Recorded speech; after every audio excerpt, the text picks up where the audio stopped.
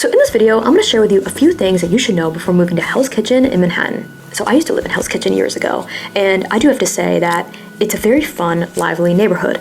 So not only does Hell's Kitchen have a great dining scene that I think is pretty underrated, it's also a really good neighborhood for like a casual drinking night out. I say casual because you're definitely not like dressing up and going out in Hell's Kitchen, but if you do want like late night drinks with friends, that's a great neighborhood to go to. So I guess Hell's Kitchen is pretty famous for being like a LGBTQ neighborhood, I would say. So I don't like to make generalizations because I did live there with my husband, but we both had a great time in the neighborhood. So if you walk through the streets of 8th Avenue, 9th Avenue, for the most part, you're gonna see a ton of restaurants, a ton of casual dining spots, and then you're gonna see some like gay bars as well, which honestly I think is like super fun. But it's a really, really lively neighborhood, and it definitely comes alive at night, but it also kind of like is relatively thriving throughout the day. It's not like a super quiet neighborhood at any time. Now, when I lived in Hell's Kitchen, I lived all the way on 12th Avenue, like on the outskirts. So if you know New York City, 12th Avenue is literally the last avenue on the west side. So I lived directly on the waterfront.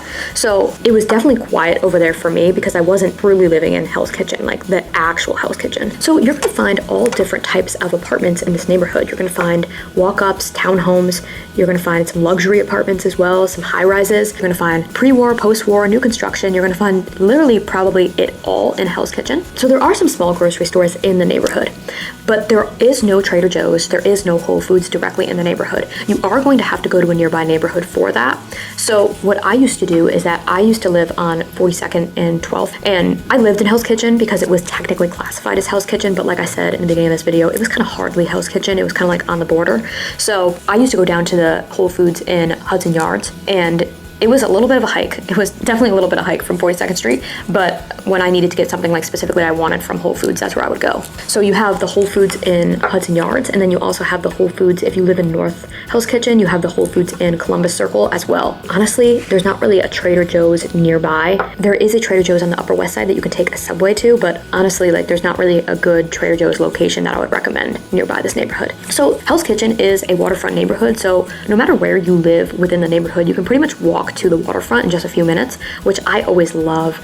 I'm definitely the type of person that I like to be in waterfront neighborhoods versus being in landlocked neighborhoods. That's just a personal preference. Some people just do not care in the slightest, which I also understand.